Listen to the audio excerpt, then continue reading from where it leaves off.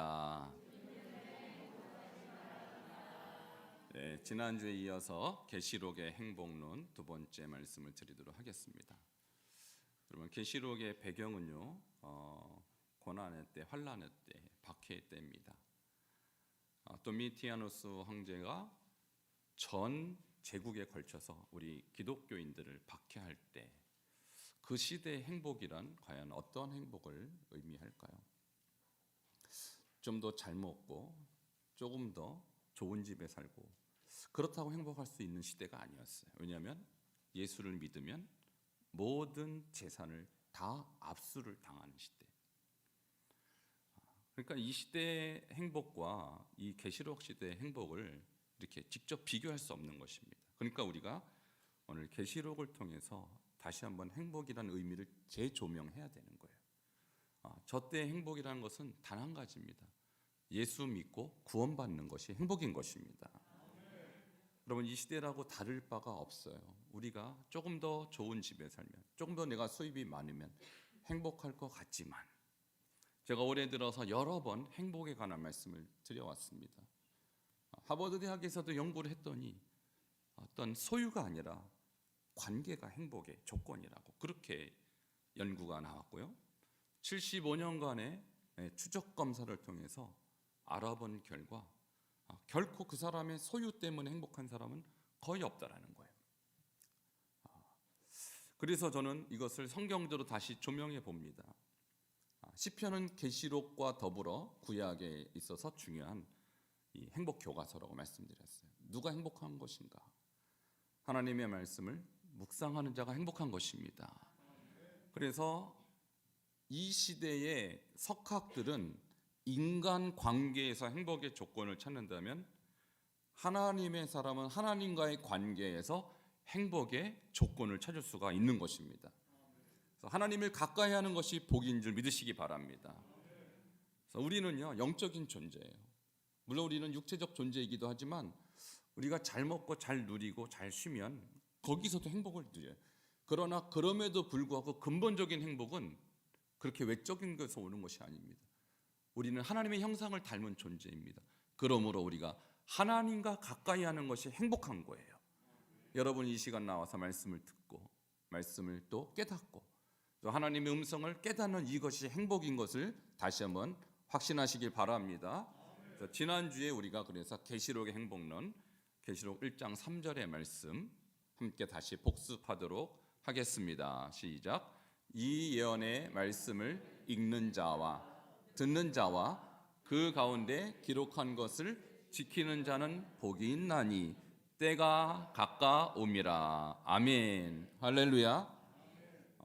때가 가까웁니다. 어떤 때일까요? 주님의 재림의 때가 가까울수록 우리는 그 행복에 관한 분명한 정의를 깨달아야 하는 것입니다. 하나님의 말씀, 그 말씀을 듣고 읽고 지키는 자, 그 말씀을 하나님과 우리를 가까이 하게 하는 이 매개체인 하나님의 말씀이 바로 우리에게 행복을 주는 것입니다. 오늘 두 번째 계시록의 행복론의 본문이 16장 15절인데요. 여기에 보면 중요한 단어가 등장합니다. 그것이 바로 옷이라는 거예요. 옷. 지난주에도 말씀을 듣고 지켜 행하는 자, 그리고 자기의 두루마기를 빠는 자에 대해서 말씀드렸는데 오늘도 옷이 등장하는데 이 옷이 무엇을 의미하는지 한번 보도록 하겠습니다. 같이 다시 한번 15절 읽도록 하겠습니다. 시작. 보라, 내가 도둑같이 오리니 누구든지 자기 옷을 지켜 벌거벗고 다니지 아니하며 자기의 부끄러움을 보이지 아니하는 자는 복이 있도다. 아멘. 이 요한계시록에서 옷은요, 대략 신혼 예복, 결혼 예복을 상징합니다. 그러니까 결혼식에 있어서 제일 중요한 것이 물론 이제 음식도 중요하지만 특별히 신부의 그 결혼 예복은요, 이 결혼식의 꽃과 같습니다. 그래서 다 준비가 돼도 예복이 준비가 안 되면 결혼을 할 수가 없는 것이죠. 특별히 이스라엘 그 문화에서 이 결혼 예복은요, 신부가 1년 내내 준비합니다. 대략 이 약혼을 하고 나서 1년 후에 결혼을 하는데 그 1년 동안에 신부는 정성 들여서 이 예복을 준비를 하고요. 그리고 정확하게 몇 월 며칠 몇 시에 결혼하는지는 신랑의 아버지가 결정합니다. 그래서 오늘 예식을 이제 약혼식을 한 다음에 대략 1년 후라는 것은 알지만 몇 월 며칠 몇 시 몇 분에 하는지는 신랑의 아버지가 결정하기 때문에 신부는요 그 결혼식 임박해서는 예복을 입고 있어요. 그리고 이분이 예복을 벗지 못해요. 왜냐하면 신랑이 오늘 밤일지 내일 밤일지 알 수가 없어요. 그러니까 오늘 본문이 이렇게 말하죠. 보라 내가 도둑같이 이르니. 이 신랑은 특히 결혼식을 밤에 하기 때문에 정말 도둑같이 오는 거예요. 그런데 신부가 불편하다고 예복을 벗고서 자고 있으면 얼마나 부끄럽겠어요. 그래서 그것을 형상화한 그런 표현입니다. 여러분, 신부의 영광은 자기의 예복에 있어요. 신랑이 올 때 거룩한 예복을 준비된 자가 행복한 신부가 되는 것입니다. 바로 그 말씀을 오늘 이곳에서 나타내고 있는 것이죠. 그래서 신부가 입는 결혼 예복을 의미하는데요. 조금 더 구체적으로 이 말씀을 설명하고 있는 장이 계시록 19장 8절에 기록이 되어 있습니다. 함께 그 예복의 의미가 정확하게 무엇인지 보도록 하겠습니다. 같이 읽겠습니다. 시작. 그에게 빛나고 깨끗한 세마포 옷을 입도록 허락하셨으니 이 세마포 옷은 성도들의 옳은 행실이로다 하더라.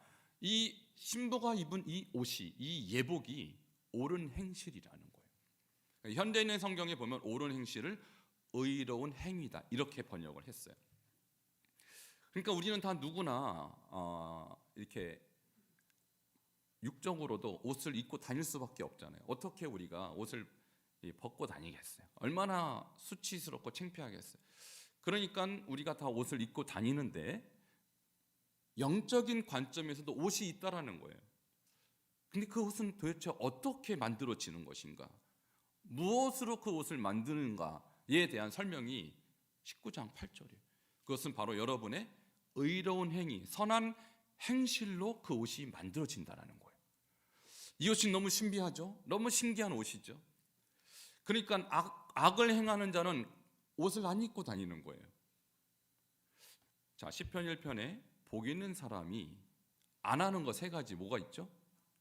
악인들의 꾀를 따르지 아니하고 죄인들의 길에 서지 아니하며 오만한 자의 자리에 앉지 않는다 그랬어요. 왜냐하면 그 악인, 죄인, 오만한 자는 옷을 입고 있지 않은 사람이에요. 영적으로 볼 때 얼마나 창피하겠어요. 그러나 스스로는 모르는 것이죠.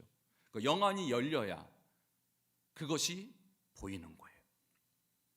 그래서 의인들은, 의로운 사람들은요, 하나님의 말씀을 가까이 하고 그 말씀을 주야로 묵상하는 사람은요 어떻게 사냐면 바로 옳은 행실을 보이면서 산다는 것입니다. 의로운 행위를 가지고 산다라는 거예요. 그래서 시편 1편 5절 6절에 보면 악인과 의인의 비교 나오죠. 자, 오직 의인은 여호와께서 인정하신대요. 왜 인정해 주시죠? 그의 옳은 행실 때문에, 그가 말씀대로 살았기 때문에. 그러니까 이것이 계시록에 또다시 복사판처럼 등장하는 거예요. 그래서 행복한 자는 정의로운 자고 계시록에서도 행복한 자는 옳게 사는 자예요. 여러분, 악을 행하면서 행복할 수 없습니다. 죄를 범하면서 행복할 수 없습니다. 하나님 말씀대로 옳게 행하는 자가 행복한 줄 믿으시기 바랍니다. 그래서 그 옳은 행실이 여러분의 옷이라는 거예요. 여러분, 지금 오늘 날씨가 좀 추워졌어요. 그래갖고 대체로 다 두껍게 입고 오셨죠. 근데 여러분이 옳은 행실을 많이 하면 많이 할수록 여러분의 옷도 그렇게 보인다라는 거예요. 자, 지금 저의 눈엔 여러분이 다 멋진 옷을 입고 있지만 하나님의 눈에는 여러분이 입은 옷이 다 달라요. 여러분이 옳은 행실로, 의로운 행위로 하나님을 기쁘시게 했다면 여러분의 옷은 아름다운 웨딩드레스와 같을 것입니다. 그러나 그렇지 못하다면 여러분의 옷은 전혀 결혼식에 합당하지 않은 그런 누추한 옷이 될 수밖에 없죠. 우리 주님 앞에서 여러분 어떤 옷을 입고 계십니까? 주님이 인정할 만한 아름다운 결혼 예복을 입으시기를 바랍니다. 근데 그것이 내가 입고 싶다고 입는 것이 아니라 옳은 행실로 결정된다라는 거예요. 여러분, 우리 기독교에 있어서 믿음이라는 것은요, 구원의 조건이에요. 그렇잖아요. 그래서 누가 구원받느냐? 믿음으로 구원받고 행위로 구원받지 못한다고 성경은 일괄적으로 말합니다. 그러면 여기에서 말하는 이 행위의 의미는 무엇이냐면 이런 것입니다. 주로 이 행위가 아닌 믿음으로 구원받는다는 말은 바울 서신이 많이 나오는데, 바울이 이방인들이 교회에 들어왔을 때 이방인들이 어떻게 구원받느냐? 유대주의자들은 율법의 행위로 구원받는다고 그렇게 주장했어요. 그러니까 할례를 행해야 되고 안식일을 지켜야 되고 절기를 지켜야 되고 음식 규례를 지켜야 되고 이런 행위로 구원받는다고 주장했을 때 바울은 NO, 그런 행위가 아니라 예수를 믿음으로 구원받는다는 사실입니다. 이것은 진리예요. 그러면 그 믿음으로 구원받는다는 것은 우리 행위와 관계가 없느냐? 아니요, 관계 있어요. 그 믿음의 열매가 선한 행위인 것입니다. 믿음이 있다면 증거가 있는 거예요. 내가 하나님을 믿는다면 나의 행위와 나의 삶이 나의 믿음을 반영하는 것입니다. 그래서 저기에 말하는 옳은 행실, 의로운 행위라는 것은 구약이 말하는 율법의 행위와는 전혀 다른 믿음의 열매적인 차원에서 행위를 말하는 것입니다. 그러므로 기독교는 믿음의 종교이자 또한 행함의 종교예요. 행함이 없는 믿음은 그 자체가 죽은 것이라. 우리 잘 아시는 야고보서 2장 17절 다시 한번 보도록 하겠습니다. 같이 선포하겠습니다. 시작. 이와 같이 행함이 없는 믿음은 그 자체가 죽은 것이라. 믿음과 행함은 이런 관계가 있는 거예요. 믿음이 뿌리라면 행함은 열매입니다. 믿음이 견고하면 행함도 견고하게 드러나고요. 뿌리가 견고한 나무는 열매도 아름다운 것이죠. 야고보서 2장 22절은 믿음과 행함을 또 다른 차원에서 이렇게 설명하고 있습니다. 같이 읽겠습니다. 시작. 내가 보거니와 믿음이 그의 행함과 함께 일하고 행함으로 믿음이 온전하게 되었느니라. 아멘. 아브라함의 예를 들면서 아브라함이 언제 의롭다고 하나님께 인정을 받았냐면 그 아들 이삭을 바칠 때 행함으로 의롭다함을 받은 것이 아니냐. 이러보건대. 자, 내가 보거니와 믿음이 그의 행함과 함께 일한다고 그랬어요. 그래서 제가 믿음이 있습니다 하는 것은요, 곧 나의 믿음이 행함이라는 구체적인 행동으로 보여지고 드러난다라는 거예요. 그리고 행함으로 비로소 우리의 믿음이 온전하게 된다라는 것입니다. 그래서 우리 기독교는 믿음의 종교이고 행함의 종교예요. 행함이 없는 기독교는 불가능합니다. 그리고 행함이 없는 믿음은 거짓입니다. 이것이 바로 계시록에서 또 한 번 드러난 거예요. 자, 옷이 있습니다. 그 옷은 행함의 옷이. 그 옷은요, 의로운 행실의 옷이에요. 근데 내가 행함이 없고 의로운 행실이 없고 내가 주님의 말씀에 대한 실천이 없는데 내가 지금 거룩한 옷을 입고 있다고 주장한다면 야고보서에 의하면 그것은 거짓말이라는 거예요. 오늘 주님도 똑같이 계시록에서 말합니다. 너의 옳은 행실의 옷을 입어라. 그것이 신부가 입어야 할 예복이라는 것입니다. 이 예복이 준비되시길 바랍니다. 그렇게 준비된 자가 행복하다라는 거예요. 무릇 의인은 여호와께서 인정하시는데 그 인정받음이 바로 계시록에 의하면 그 옳은 행실로 인정받는다는 것이죠. 자, 첫 번째는 그 예복이라고 말씀드렸고요. 이 옷이라는 것. 두 번째는 군복입니다. 군복. 계시록에는요, 두 가지 아주 선명한 이미지가 등장하는, 하나는 결혼식이라는 이미지고 하나는 군대라는 이미지가 등장해요. 근데 이 군대를 이루는 군사들이 입는 그 군복이요, 바로 이 흰옷이라는 거예요. 자, 그 본문은 계시록 19장 14절에 기록이 되어 있습니다. 함께 읽겠습니다. 시작. 하늘에 있는 군대들이 희고 깨끗한 세마포 옷을 입고 백마를 타고 그를 따르더라. 아멘.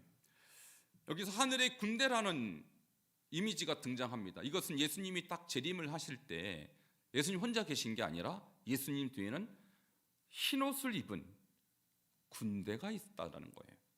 근데 그 군대에 해당하는 사람들은 천사와 예수를 잘 믿던, 예수를 위해서 순교하고 예수의 복음을 위해서 일평생을 바쳤던 진실한 그리스도인을 의미하는 것입니다. 근데 이 군사들이 흰옷을 입고 있다고 그랬어요. 여러분, 이 흰옷을 입은 사람들이 뭘 한 사람들이냐면 예수를 따르더라, 따른 사람들.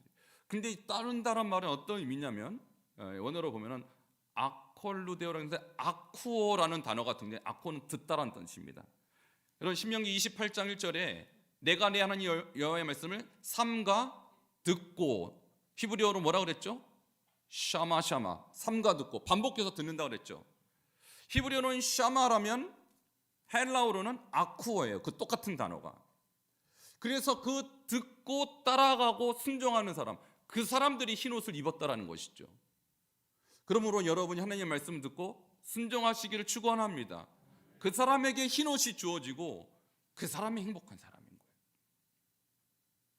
그래서 이 계시록의 이 흰옷의 개념은요, 사실적으로 구약과 전혀 다르지 않습니다. 같은 개념을 다르게 표현한 것입니다. 근데 우리 예수님이 입은 흰옷에 이 흰옷에 대한 설명이 조금 달라요. 14절과 13절에 바로 예수님이 입은 흰옷에 대한 설명이 있습니다. 어떻게 다른지 한번 보도록 하겠습니다. 13절입니다. 같이 읽겠습니다. 시작. 그가 피 뿌린 옷을 입었는데 그 이름은 하나님의 말씀이라 칭하더라. 아멘. 예수님의 군복은요, 피가 묻어 있대요. 피가 묻어 있어요. 예수님의 군사들은 그냥 흰 옷인데 예수님의 옷은 어떤 피일까요? 저기 보니까 하나님의 말씀이라고 이렇게 나와 있는데, 여러분, 우리 예수님은요, 하나님의 말씀대로 순종하신 분이에요. 그래서 십자가를 지시고 저와 여러분을 구원하셨습니다. 할렐루야. 그래서 예수님의 옷에 뿌린 그 피는요, 예수님의 보혈을 말하는 거예요. 예수님의 희생의 피. 예수님은 언제나 하나님께 순종하셨어요. 하나님의 말씀대로 사셨어요. 예수님이 이 땅에 오셔서 자기 생각대로 살지 않으셨습니다. 오직 하나님 아버지의 말씀 그대로 순종하신 분, 그분이 예수님이고, 그리고 그분의 옷에는 그 피가 묻어 있던 것이죠. 그러니까 예수님은 어떤 옷을 입었냐? 말씀의 옷이에요. 말씀의 옷. 그러니까 하늘의 군대가 입었던 그 군복의 정체는 말씀인 거예요. 말씀. 제가 여러분에게 매주 말씀을 가르치고 말씀을 선포하고 또 말씀을 하가하게 하고, 결국은요, 여러분에게 옷을 입히는 것입니다. 이 옷을 입은 자는 행복하기 때문입니다. 근데 이 옷을 입고 다니지 않는다면 부끄러움을 당하는 것입니다. 신랑이 올 때 나의 신부가 예복을 입고 있지 않다. 얼마나 부끄러운 신부겠어요. 여러분, 제가 목회하면서 여러분에게 정말 원하는 것은요, 여러분이 바로 이 옷을 입는 것입니다. 이 옷을 입고 신부로서 합당한 자, 또 주님의 군대로서 합당한 그런 자가 되기를 원하는 거예요. 두 번째 주제는요, 이 벌거벗은 수치를 당한 하나의 모델을 제시하겠습니다. 그것이 라오디게아 교회예요. 계시록에 7개의 교회가 나옵니다. 근데 그 중에서 라오디게아 교회에 대해서 주님은 너희가 예복이 준비되지 않았다. 너희는 옷을 벗고 있다. 그들은 몰랐어요. 근데 주님이 이렇게 그들에게 책망하는 장면이 등장합니다. 계시록 3장 17절, 18절인데요. 먼저 17절을 읽도록 하겠습니다. 시작. 내가 말하기를 나는 부자라 부유하여 부족한 것이 없다 하나 내 곤고한 것과 가련한 것과 가난한 것과 눈먼 것과 벌거벗은 것을 알지 못하는도다. 아멘. 이 라오디게아 지역은요, 아주 유명한 양모의 생산지예요. 그 중에서도 양이 검은 양이 있고 흰 양이 있는데, 검은 양이 많이 생산돼 갖고 그들이 다 돌아다니면요, 롱 양모 코트를 입고 다녔어요. 그러니까 사람들이 볼 때 얼마나 멋쟁이에요. 멋쟁이 도시의 사람들이 바로 라오디게아 사람들. 그러니까 교인들도 멋쟁이들이에요. 아주 파리처럼 패션 감각이 뛰어난 사람들이었어요. 그래서 그들은 자기 옷을 입고 자랑할 만한 그런 어떤 조건이 있었어요. 그리고 스스로 부자였어요. 왜? 양모 사람이 너무나도 발전이 돼갖고 그들은 부유했던 사람이. 그래서 스스로 부유하고 부족한 것이 없다고 생각했고요. 그들은 영적으로도 그만하면 괜찮다라고 생각했어요. 그런데 주님이 그들을 책망하십니다. 너희들은 지금 벌거벗고 있다. 자, 무엇이 부족한 것일까? 이 사람들이 옳은 행실이 없었습니다. 그리고 말씀의 옷을 입고 있지 않았다라는 거예요. 제가 요한계시록의 배경을 이미 설명드린 것 같이 그 당시는 모든 교회가 다 박해를 받고 있던 시대였습니다. 그러니까 박해를 피할 수 있는 길이 하나 있다면 뭐냐면 교회를 다니지 않는 거예요. 내가 교회만 안 다니면 박해받을 이유가 없어요. 그 당시 유대교나 다른 종교들은 박해를 받지 않았습니다. 오직 기독교만 박해를 받았어요. 왜냐하면 도미티아누스가 내가 신이다, 나 외 다른 주 퀴리오스가 없다라고 주장했기 때문에 예수 믿는 사람은 어떻게 두 분의 주를 모실 수 있어요? 그들은 주장했습니다. 나의 주는 예수님입니다. 당신이 아닙니다. 퀴리오스는 오직 예수뿐입니다. 이렇게 말하는 사람은 다 박해를 받았어요. 자, 저 말씀은 무엇을 의미하냐면 라오디게아 교회가 잠시 주님을 부인하며 살았다는 얘기입니다. 그들의 행실로 주님을 인정하지 않았다라는 거예요. 교회 가지 않고 예배하지 않고 이렇게 주장했다는 것이죠. 내 마음은 예수를 여전히 믿는다라는 거예요. 우리나라 신사참배 시대, 일제시대, 여러분 신사참배를 했던 사람들이 똑같이 얘기했어요. 교회를 위해서, 성도를 위해서 목회자들이 내가 한 번만 참배를 하면 목회를 할 수 있고 성도를 지킬 수 있으니 내가 참배하겠다. 이것은 우상이 아니다. 이렇게 얘기했던 거예요. 하나님은 그것을 인정하지 않습니다. 하나님은 오직 한 분이십니다. 오직 하나님께만 예배하는 것입니다. 그들이 그래서 스스로 벌거벗은 것을 알지 못했다라는 것이죠. 18절입니다. 주님의 권면이에요. 같이 읽겠습니다. 시작. 내가 너를 권하노니 내게서 불로 연단한 금을 사서 부요하게 하고 흰옷을 사서 입어 벌거벗은 수치를 보이지 않게 하고 안약을 사서 눈에 발라 보게 하라. 아멘. 주님이 권면합니다. 라오디게아 성도들아, 흰옷을 사서 입어서 벌거벗은 수치를 보이지 않게 하라. 그들은 지금 롱코트를 입고 자기의 패션을 뽐냈지만 다 벌거숭이었다는 거예요. 옳은 행실이 없었습니다. 그리고 말씀의 옷을 입지 않았습니다. 영적으로 그들은 벌거벗고 창피한 줄도 모르고 살았다는 거예요. 이것이 라오디게아가 우리에게 주는 교훈인데요. 오늘 반석중앙교회는 이 흰옷을 다 입고 다니시길 축원합니다. 사람들은 몰라요. 여러분이 옷을 입었는지 안 입었는지. 주님은 아십니다. 그 옳은 행실과 그 말씀의 옷을 입고 있는지 아닌지 주님의 눈에는 너무나도 잘 보이는 거예요. 혹시 이 말씀이 라오디게아의 교회 성도들에게 들리는 것처럼 여러분에게 책망으로 들리거든 여러분 옷을 오늘 입으시기 바랍니다. 주님은요 마지막에 오셔서 나의 신분지 아닌지 그 옷을 보고 판단하는 것입니다.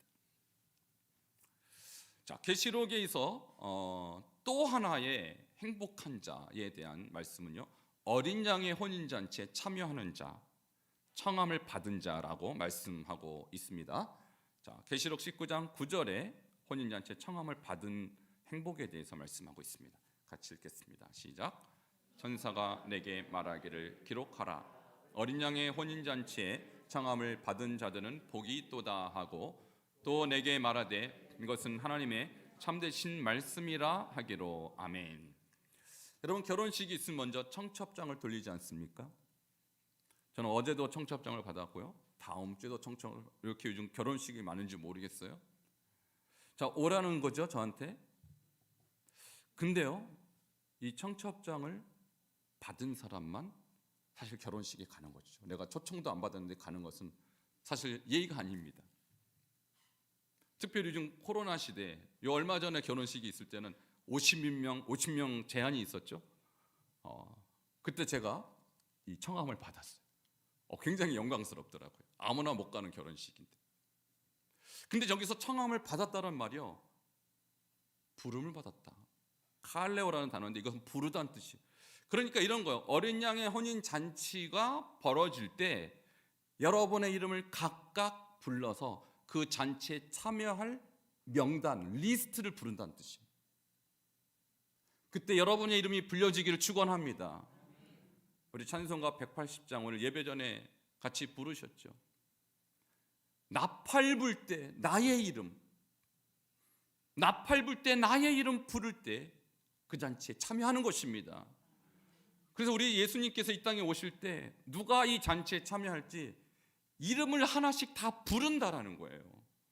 인구가 이렇게 많은데 어떻게 다 불러? 걱정하지 마세요. 주님은 부를 수 있어요.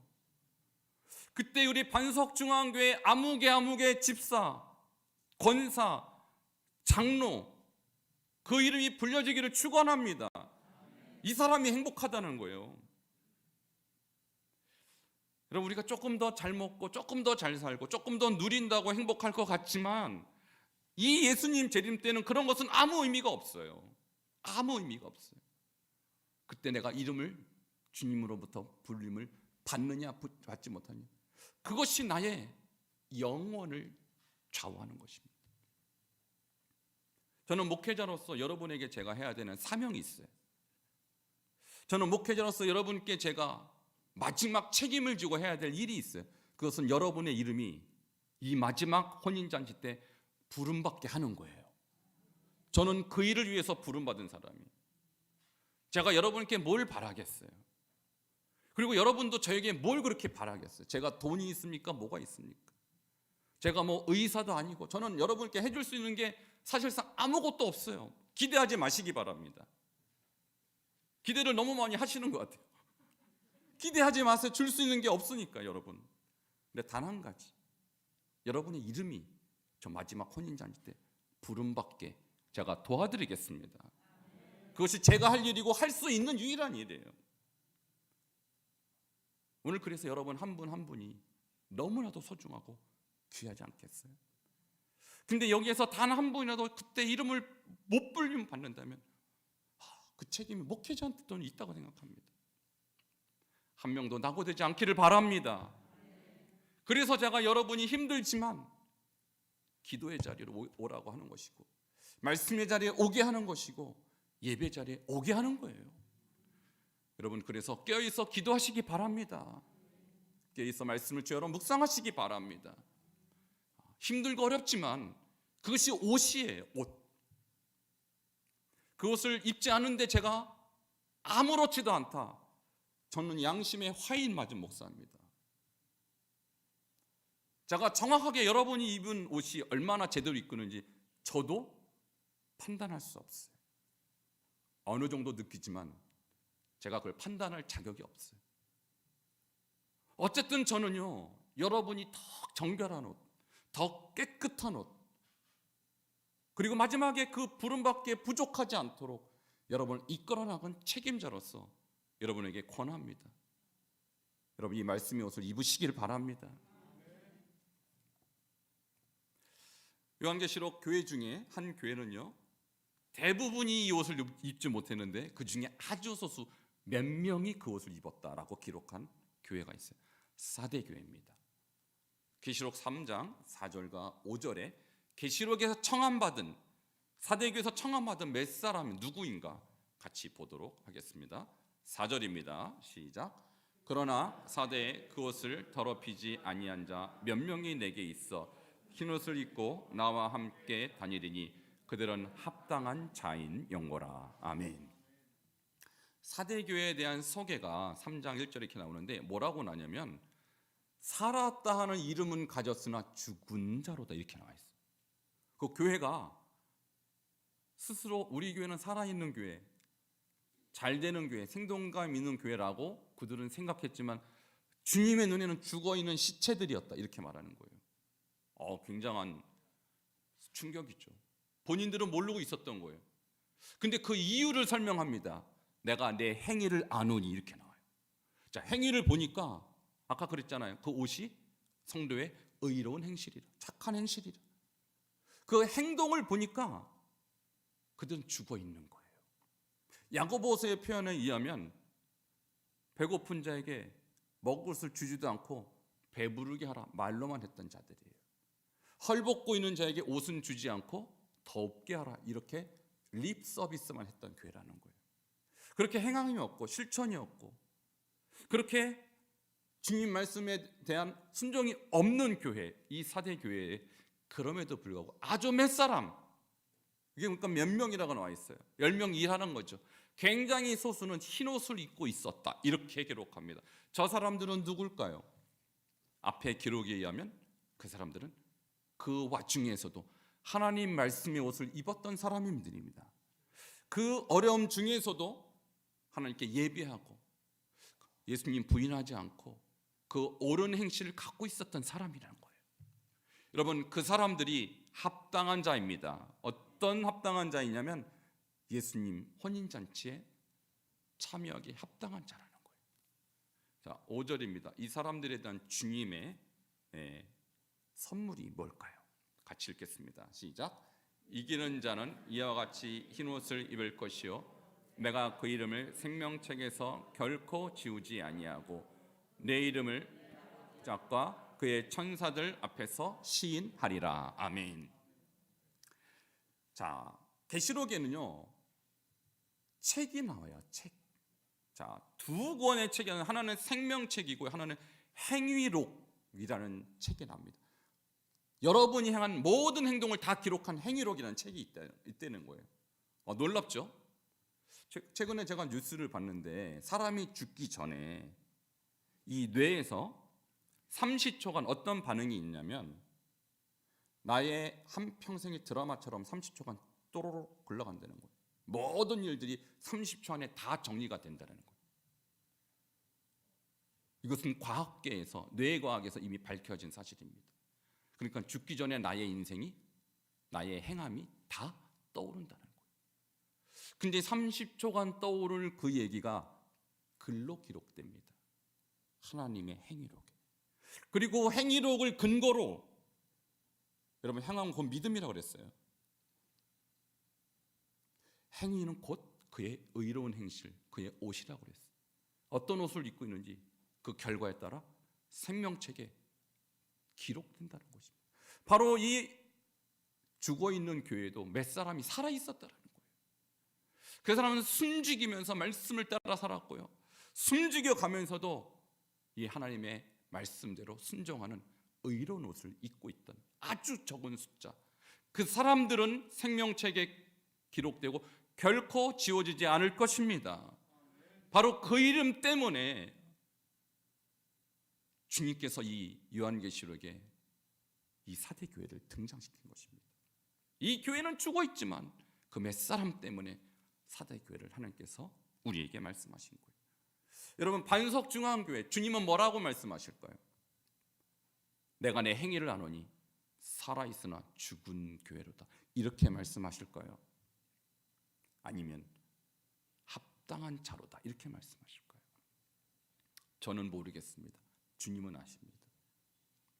바라기는 여러분의 이름이 생명책에 기록되기를 바랍니다. 그건 내가 원한다고 되는 것이 아닙니다. 계시록에 근거하여 여러분 옳은 행실로 하나님 말씀을 순종하시길 바랍니다. 그리고 하나님의 말씀의 옷을 입고 그 말씀대로 따라가는 그 사람에게 하나님께서 이 영광을 주시는 것입니다. 오늘 이 말씀을 통해서 여러분 인생 다시 한번 돌아보시기를 바랍니다. 지금까지 여러분이 흰옷을 입지 않았으면서도 나는 부자라 부여요, 부족한 것이 없다고 생각했다면 이 말씀을 통해서 여러분의 옷이 새로워지고 주님이 도둑같이 임할 때 부끄러움 당하지 아니하고 여러분이 정결한 신부로 주님 앞에 인정받는 저와 여러분 되기를 축원합니다. 기도하시겠습니다.